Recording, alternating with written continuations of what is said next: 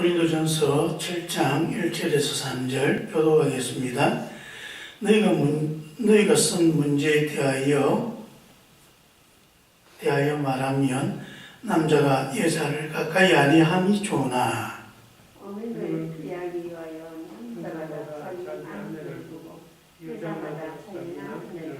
같이 읽습니다. 남편은 그 아내에 대한 의무를 다하고 아내도 그 남편에게 그렇게 할지라. 아멘. 명의 문제를 하다가 이제는 부부의 문제로 나아갑니다. 여기에 보면 너희가 쓴 문제에 대하여 말하면, 이전에 바울에게 고린도 교회 성도들이 뭔가 우리가 이해가 잘 안 되는 게 있습니다 하고 질문을 했다는 것이죠. 그 질문을 한 내용이 뭐냐? 남자가 여자를 가까이 하는 것이 좋습니까? 아닙니까? 그런 문제를 했는데 아마 음행에 관한 것인 것 같습니다.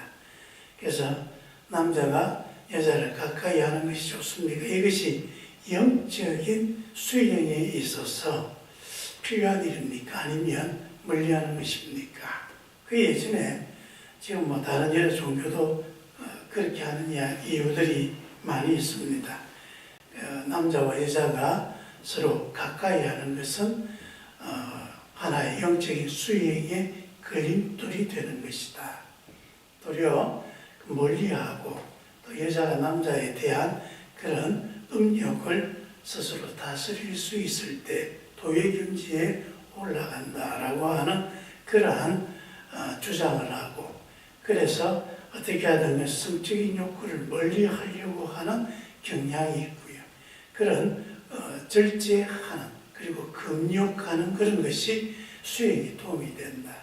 또 그렇게 해야 한다. 이런 것들이 사실 많이 퍼져 있었기 때문에 교회 안에서도 여기에 대한 문제가 많이 거론되었습니다. 지금 천주교에서는 신부들이 결혼하지 않고 오직 하나님 앞에 독신으로 자신의 삶을 헌신한다. 그렇게 하는 것이 그 목회자의 길에 도움이 된다고 하기 때문에 그렇게 이야기합니다. 여러분, 우리 개신교는 목사님들이 다 결혼을 하고 또 결혼을 권장합니다. 결혼하지 않으면 목사 안수 받기가 더 어렵습니다. 서로 장단점이 있습니다. 함께 모여서 이야기하면 이제 목사 안수 받은지 또는 신부서 분받은지 한 20년쯤 지나가면 서로 앉아가지고 이야기하면 서로 부럽다 그럽니다. 신부는 참 그렇게 가정을 가지는 게 참 좋다, 좋아 보인다 그러면서 참 부러워하고, 또 목사님들은 그렇게 다른 얼매이는 것 없이 전적으로 이렇게 하나님 앞에 다 자신을 드릴 수 있는 것 자체가 참 부럽다 그렇게 서로 부러워합니다. 근데 여러분, 그게 다 서로 장단점이 있는 것이죠. 그래서 그 성욕을 절제하는 것이 정말 하나님께로 가까이 가는 것인가? 라는 질문에 대해서 바울이 답변하고 있는 것입니다. 그래서 첫 번째 대답하는 것이 남자가 여자를 가까이 아니함이 좋으나, 그래서 남자가 여자를 가까이 아니한다라고 하는 말은 결혼 관계 외에 많은 여인들과 그렇게 방탕한 생활을 하는 것, 그 당시에 그 지역의 사람들이 그러한 삶의 모습을 가졌습니다. 그래서 많은 사람들과 그런 연문을 가지는 것들이 자랑스럽게 생각하고, 또 그것이 또 남자다운 것이다 그런 생각도 가지는 것입니다. 그런데 거기에 대하여 2절에 보면 음행을 피하기 위하여, 그렇게 음행하는 것은 좋은 것이 아니라는 것이죠. 음행을 피하기 위하여 남자마다 자기 아내를 두고 여자마다 자기 남편을 두라. 그래서 그런 성적으로 서로가 관계를 가지는 것, 그렇게 여러 사람들과 물러나게 하는 것은 좋은 것이 아니기 때문에 정당한 제도가 있지 않는가? 결혼해라. 결혼해서 사람들이 가지고 있는 성적인 욕구와 또 그런 음행으로 일어나는 여러 가지 문제들 거기에서 좀 절제하고 여기서 절제하는 것이 그 삶을 정갈하게 하고 온전하게 하는데 도움이 된다는 거죠. 물러난 것보다는 절제하는 것이 좋다. 하지만 사람에게 성적인 욕구라는 것도 상당히 일어나는 것이기 때문에 이를 위해서 결혼해서 가정을 잘 꾸려서 그래서 하나님이 주시는 그 방법 안에 너희들이 얼마든지 그것에 대해서 해소할 수 있고 또한 그와 함께 영적인 길에도 전혀 지장을 받지 아니한다. 그러므로 결혼하는 것이 좋다라고 말하고 있는 것입니다. 그러면서 3절에 남편은 그 아내에 대한 의무를 다하고 아내도 그 남편에게 그렇게 할지라. 여기서 바울은 그 당시 사람들이 참 이해하기 어려운 말을 합니다. 왜냐하면 그 당시에 모든 경제권과 사회적인 활동은 남자들이 주도하는 것입니다. 어떤 음행을 한다는 것도 그 여자는 그 음행의 대상이 되는 것이 제 주체가 되는 것이 아닙니다. 그 남자들이 이 여자, 저 여자, 자기가 원하는 대로 가서 사귈 수 있고 또 그렇게 물러나게 자신들의 그런 욕정과 욕구를 풀어갈 수가 있는 것이죠. 여자들은 그냥 접근해 오면 그렇게 당하는 것입니다. 그 여자들이 주도적으로 뭔가를 할 수 있는 만일에 그런 여자들이라면 직업적인 그런 일을 하는 사람이다. 일반 유형집 교수들이라든지 일반 가정에 있는 처자들은 그런 것에 따라 큰일 납니다. 그런데 여기에 대해서 바울은 이야기합니다. 남편은 아내에 대한 의무를 다하고 아내도 그 남편에게 그렇게 하라. 그 앞에도 보면 남자마다 자기 아내를 두고 여자도 자기 남편을 두라.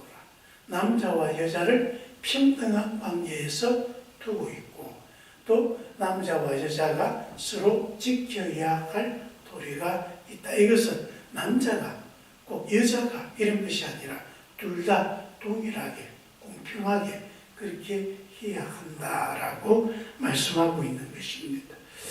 그래서 남자와 여자를 평등한 관계로 두고 있다는 것. 이 자체가 이미 그 당시 사람들에게는 상당히 쇼킹한 일이다. 그렇게 말할 수 있는 거죠. 여러분, 우린 요즘 사랑하면 결혼한다.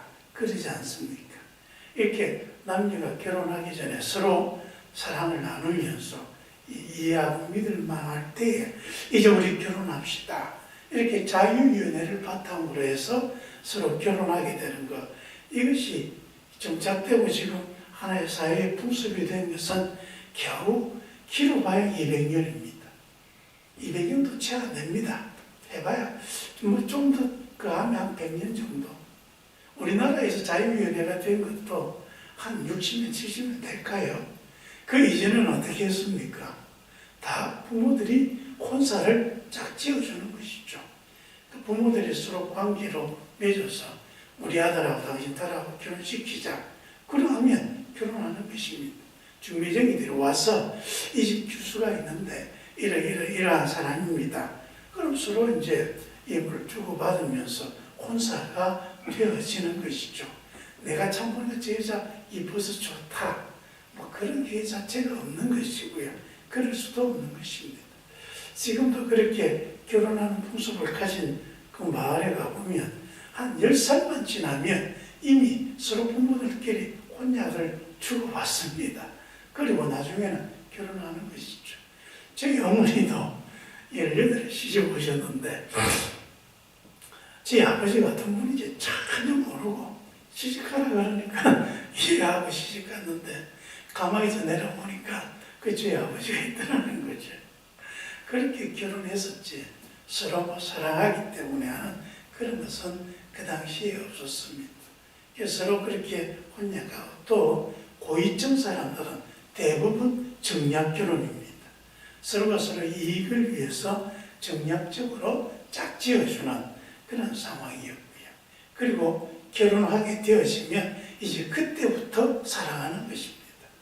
사랑하기 때문에 결혼하는 것이 아니라 결혼해서 사랑하고 또 그렇게 아이를 낳고 가정을 꾸려가는 것이 그 당시에 결혼의 풍습이었습니다. 그런데 여기에 바울은 이야기합니다.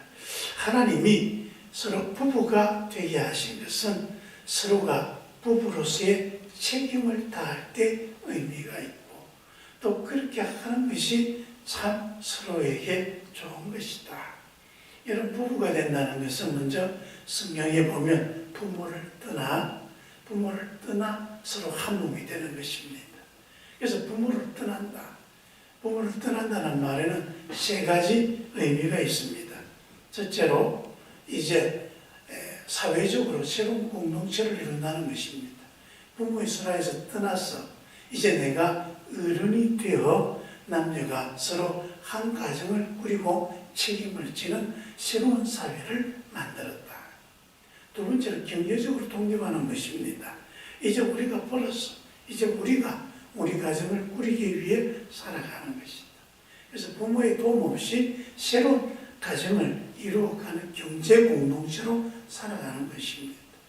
세 번째로 부모를 떠난다는 것, 심리적으로 독립하는 것입니다. 방금 이야기했듯이 어른이 되어서 이전까지는 부모의 도움으로 살았는데 이제는 우리 스스로 자기의 가정을 꾸려갈 뿐만 아니라 내가 낳은 자녀들을 키우고 돌보고 또 부부가 서로 돌보아가면서 이제 자신들의 삶을 새롭게 시작해 가는 것입니다. 그래서 심리적으로 완벽한 어른이 되어서 이제 돌봄을 받는 자가 아니라 돌보아 주는 사람이 되는 것. 이게 바로 부부를 떠나는 하나의 부부의 모습입니다. 그래서 한 몸이 되어라. 한 몸이 된다는 것은 이제 부부가 서로 지배하는 구조가 아니라 서로 평등한 속에서 서로 존중하고 너도 나도 구별 없이 한 몸이 되는 것입니다. 그래서 부부에게는 서로에 대한 도리를 다 해야 됩니다. 남편은 남편의 도리를, 아내는 아내의 도리를 다하며 서로 배려하고 존중하고 사랑해서 정말 한 몸이 되도록 하는 것입니다.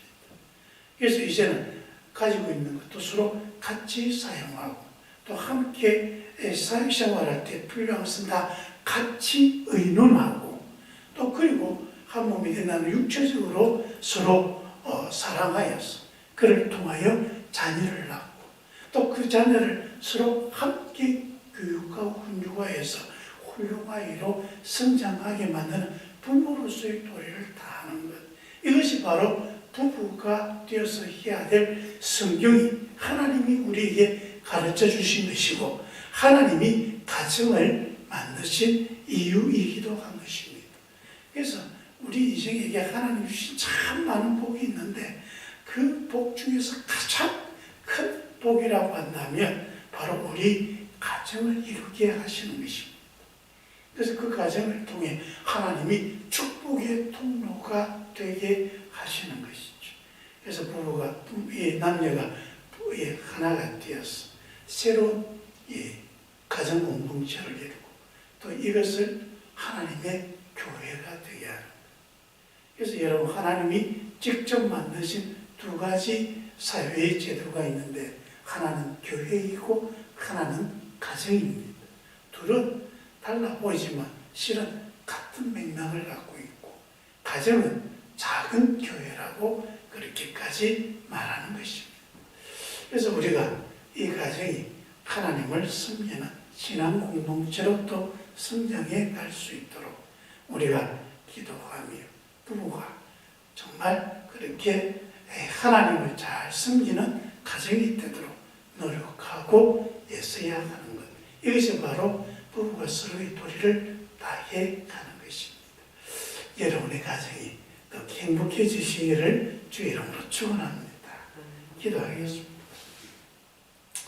은혜가 많으신 아버지, 우리를 위해서 가정을 만드셨는데 그래서 부부가 서로 한 몸이 되어 하나님의 은혜를 입고 복의 통로가 되게 하셨습니다.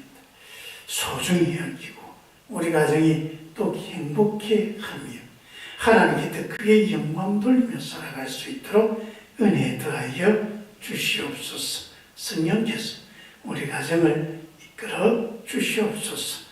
예수님 이름으로 기도합니다. 아멘.